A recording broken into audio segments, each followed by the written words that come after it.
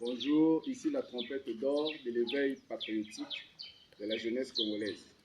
Nous voulons aujourd'hui vous parler d'un homme qui incarne le pouvoir ancestral, qui incarne un pouvoir absolu à la personne de Décène, le président Denis Sassou Nguesso.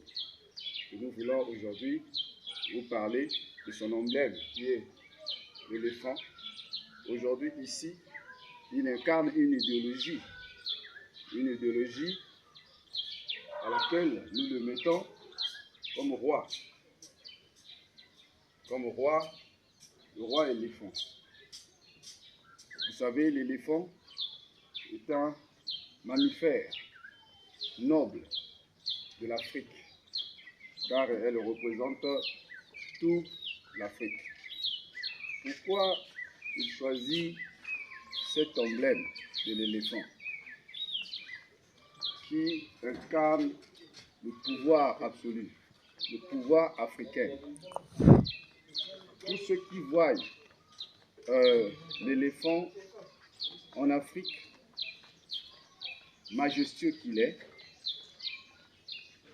une joie pour les Européens, pour les pays qui parlent de la démocratie moderne, alors que l'Afrique a été toujours gouvernée par des royaumes, par un roi.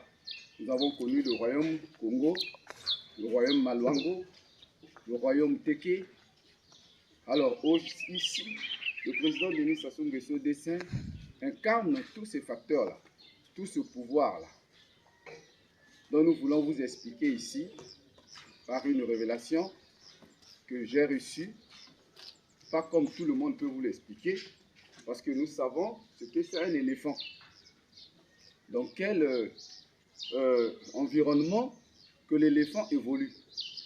L'éléphant évolue dans la forêt, plus précisément en Afrique, dans les tropiques.